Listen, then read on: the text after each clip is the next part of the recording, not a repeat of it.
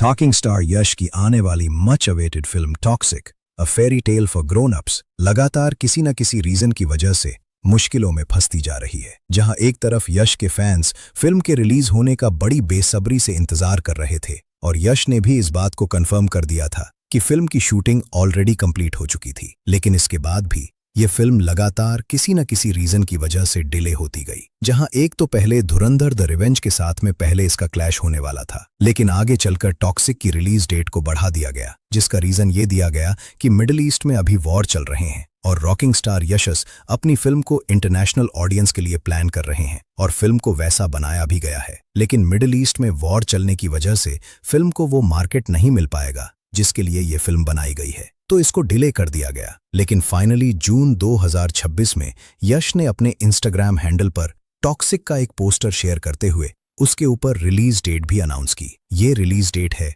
26 अगस्त 2026। लेकिन सच बताएं तो अभी भी टॉक्सिक को लेकर मुश्किलें थमने का नाम नहीं ले रही हैं। फिल्म को लेकर बहुत सारी कंट्रोवर्सीज जुड़ी हुई हैं, जिसकी वजह से हो सकता है कि फिल्म की रिलीज डेट को अभी और भी आगे बढ़ा दिया जाए। तो चलिए इस वीडियो में बिल्कुल शुरू से ये समझने की कोशिश करते हैं कि आखिर टॉक्सिक को लेकर ये सारी चीजें क्यों चल रही हैं और क्यों इतने सारे विवाद इससे जुड़े हुए हैं। 14 अप्रैल साल 2022 भारतीय सिनेमा के इतिहास का वो दिन जब एक कन्नड़ अभिनेता ने बॉक्स ऑफिस के सारे समीकरण बदल दिए। जहां केजीएफ चैप्टर 2 ने दुनिया भर में 10 करोड़ रुपए से ज्यादा की कमाई कर डाली और हर कोई ये उम्मीद कर रहा था कि इस सुनामी के बाद में यह सुपरस्टार तुरंत 2-3 बड़ी फिल्मों का ऐलान कर देगा। लेकिन इसके बाद जो हुआ उसने सबको हैरान कर दिया। 4.5 साल का एक ऐसा सन्नाटा जहां यश के डाई हार्ड फैंस उन्हें बड़े पर्दे पर देखने के लिए तरस गए थे और इस बीच अलग अलग अफवाहें भी सामने आने लगी थी। जहां कई लोगों ने तो ये तक बोल दिया था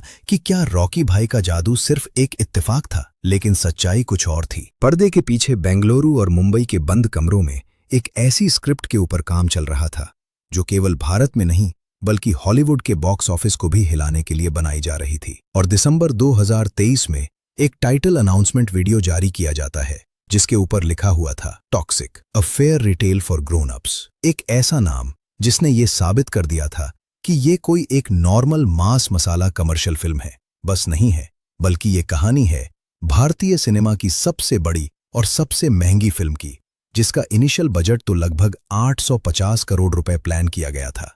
लेकिन फिल्म बनते बनते इसका बजट तकरीबन 1000 करोड़ रुपए के आसपास हो गया है, जो बजट वाकई में बहुत ज्यादा है। और अगर फिल्म टॉक्सिक रिकॉर्ड तोड़ कमाई करेगी तभी इस बजट को कवर कर पाएगी। तो कहीं ना कहीं फिल्म टॉक्सिक के ऊपर बहुत अच्छा परफॉर्म करने का प्रेशर लगातार बढ़ता ही जा रहा है। जब केजीएफ 2 के ब्लॉकबस्टर हो जाने के बाद में रॉकिंग स्टार यश अपनी अगली फिल्म के लिए डायरेक्टर की तलाश कर रहे थे, तो उस समय उनके साथ में तमिल, तेलुगु और कन्नाडा डायरेक्टर्स के अलावा हिंदी के कई डायरेक्टर्स और यहां तक कि हॉलीवुड के भी कई डायरेक्टर्स काम करना चाह रहे थे। जहां यश की इमेज कुछ ऐसी बन गई थी जहां पर लोग आंख बंद करके यश की फिल्म के ऊपर पैसा लगाने के लिए तैयार थे। लेकिन यश कुछ ऐसा करना चाहते थे जो किसी ने सोचा नहीं था, और यहाँ एंट्री होती है डायरेक्टर गीतू मोहनदास की, जिनको रॉकिंग स्टार यश ने केजीएफ 2 के बाद में अपनी अगली फिल्म करने का चांस दिया। अब देखो, गीतू मोहनदास के बारे में आपको बता दें तो ये मलयालम सिनेमा का एक ऐसा नाम है जिन्होंने इसके पहले कोई बहुत ज्यादा फिल्मों को डायरेक्ट तो नहीं किया है, लेकिन जितनी भी फिल्में उन्होंने बनाई हैं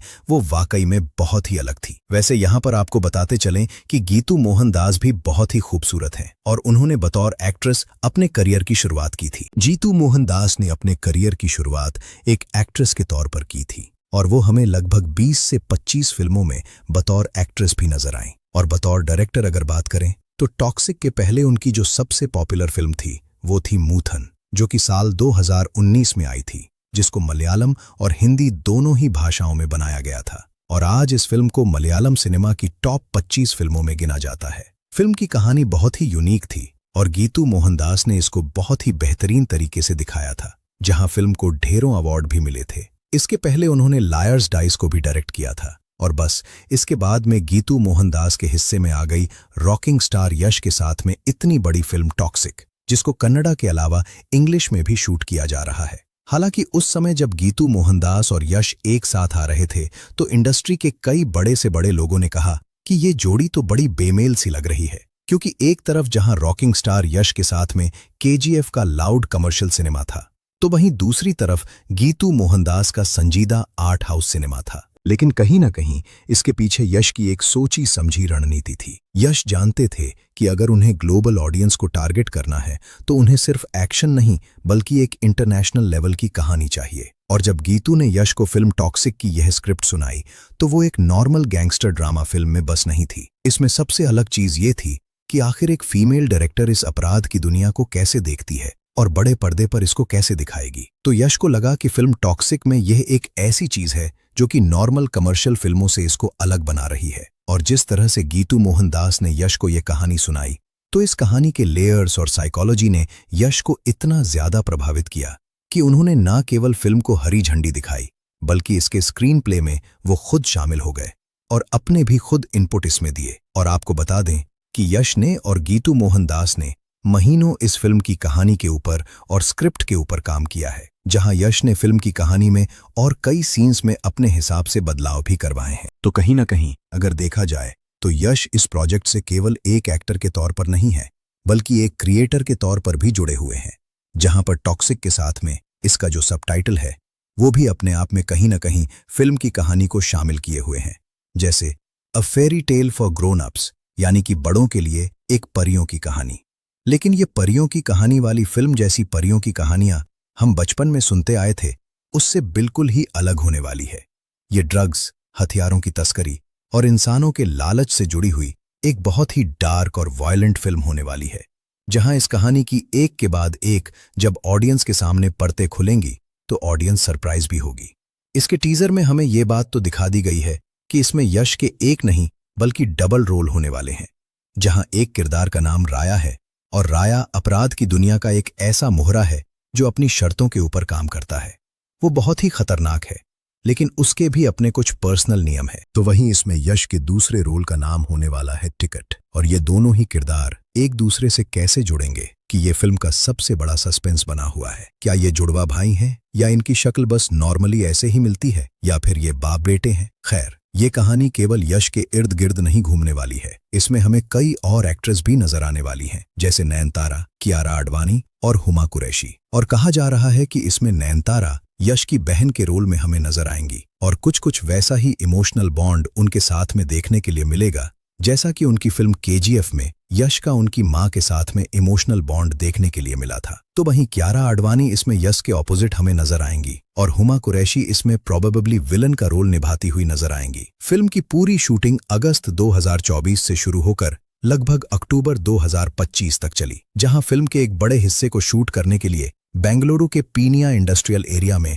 लगभग 20 एकड़ की जमीन पर एक विशाल सेट बनाया गया था। और इस सेट की खास बात ये थी कि ये सेट साल 1940 से लेकर 1970 के दशक के कोस्ट लाइन और गैंगस्टर्स एरा को दर्शाता है। इसके अलावा फिल्म के कई सीन मुंबई की झुग्गियों में, गोवा के तटीय इलाकों में, जयपुर के महलों में, तमिलनाडु में थुतुकुड़ी बंदरगाह पर बड़े शेड्यूल्स में पूरे किए गए। यहाँ पर आपको बताते चल कि हर दिन सेट पर शूटिंग के टाइम पर लगभग 1000 से भी ज्यादा क्रू मेंबर्स मौजूद होते थे और इंडियंस के अलावा कई विदेशी एक्टर्स को भी इसमें शामिल किया गया है। और फिल्म का सबसे बड़ा प्लस पॉइंट होने वाला है इसमें यश के द्वारा किए गए खतरनाक स्टंट, जहां यश ये चाहते थे कि फिल्म में उनकी जगह पर किसी भी तरह के बॉडी डबल का यूज ना किया जाए। इस वजह से उन्होंने हॉलीवुड के जाने माने स्टंट डायरेक्टर जे पेरी को भारत बुलाया। आपको बता दें कि पेरी ने जॉन विक और फास्ट एंड फ्यूरियस जैसी फिल्मों में इतने बेहतरीन एक्शन सीन रखे थे कि लोग आज भी इन फिल्मों के पर्टिकुलर स्टंट सीन्स को देखना पसंद करते हैं। और पेरी ने इसमें टॉक्सिक के एक्शन सीक्वेंस के लिए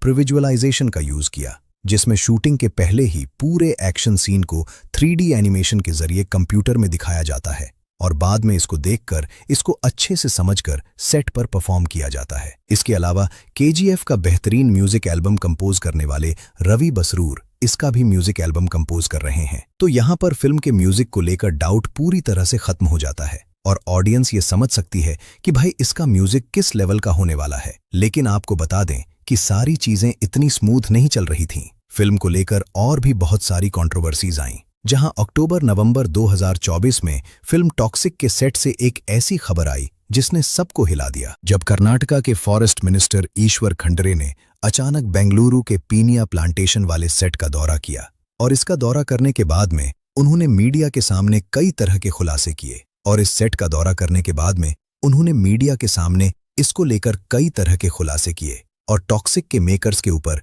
कई सनसनीखेज आरोप लगाए। जहां पहला आरोप ये था कि फिल्म का सेट जिस जगह पर लगाया गया है उस जगह पर लगभग 100 से भी ज्यादा हरे भरे पेड़ों को काटा गया है और उन्होंने आरोप लगाया कि ये जमीन मुख्य रूप से फॉरेस्ट लैंड का हिस्सा थी जो सालों पहले HMT कंपनी यानी कि हिंदुस्तान मशीन टूल्स कंपनी को दे दी गई थी। जहां इसको लेकर यह विवाद और भी ज्यादा आगे बढ़ गया और बाद में Karnataka state remote sensing application के जरिए कई सैटेलाइट तस्वीरें इसकी ली गईं और ये साबित किया गया कि सेट लगने के पहले वहां पर एक घना जंगल था। लेकिन फिल्म मेकर्स ने यहां पर अपना ये सेट बनाने के लिए इस पूरे जंगल को काटा। आपको बता दें कि ये मामला इतना गंभीर हो गया कि आगे चलकर बेंगलुरु की अदालत के ऑर्डर के बाद में फिल्म की प्रोडक्शन कंपनी KVN प्रोडक्शंस और HMT के अधिकारियों और अन्य संबंधित लोगों के खिलाफ भारतीय वन अधिनियम के तहत एक FIR भी दर्ज की गई। लेकिन क्या मेकर्स ने सच में कानून तोड़ा था?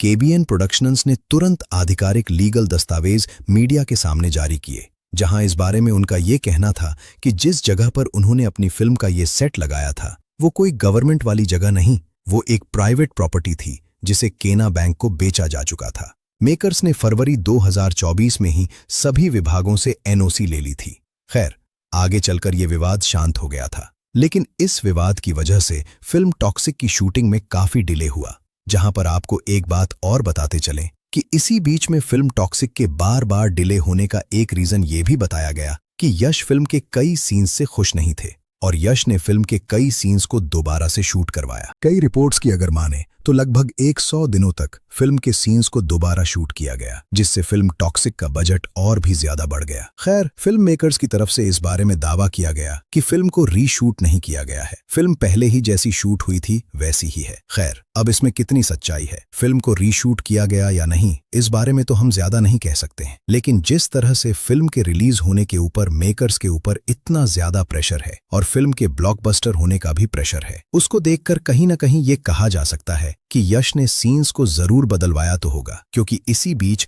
लोगों ने फिल्म में धुरंधर द रिवेंजर जैसी रॉ फिल्म को इतना ज्यादा पसंद किया, तो कहीं ना कहीं हो सकता है इसको ध्यान में रखते हुए फिल्म टॉक्सिक के कुछ सीन्स में बदलाव किए गए हों। ये चाहते थे कि ये भारत की ऐसी पहली बड़ी फिल्में बने जिसको कनाडा के अलावा इंग्लिश में भी शूट किया जाए और हॉलीवुड के लोग भी इसको देखें। इस वजह से इसके मेकर्स का टारगेट मिडिल ईस्ट, यूरोप और अमेरिका के मार्केट को भी कैप्चर करना है। खैर, फाइनली अब फिल्म की रिलीज डेट को पक्का कर दिया गया है और ये फिल्म अभी 26 अगस्त 2026 को रिलीज होने वाली है। एक्चुअली में ये ओणम और रक्षाबंधन जैसे फेस्टिवल्स का वीकेंड होगा, तो लोग ये फिल्म ऐसे वीकेंड पर देखना काफी पसंद करेंगे। तो दोस्तों, ये तो बात हुई फिल्म टॉक्सिक के बारे में और उससे जुड़ी बहुत सारी प्रॉब्लम्स के बारे में। वैसे अगर मैं अपनी बात बताऊं तो मैं तो इसको लेकर पर्सनली बहुत ही ज्यादा एक्साइटेड हूं और फर्स्ट डे फर्स्ट शो इसका देखने वाला हूं। बाकी आप लोग टॉक्सिक को लेकर कितने एक्साइटेड हैं और आपको क्या लगता है कि ये फिल्म अपने लगभग 1000 करोड़ के बजट को रिकवर कर पाएगी या नहीं?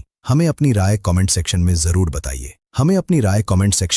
बताइए। तो फिलहाल के लिए इस वीडियो में इतना ही। अगर ये वीडियो आपको पसंद आया हो, मेरी मेहनत आपको पसंद आई हो, तो इसको प्लीज लाइक करके मुझे इस बात का जवाब जरूर दीजिए। तो मिलते हैं किसी नए वीडियो में कुछ और ऐसी ही इंटरेस्टिंग और रोचक बातों के साथ।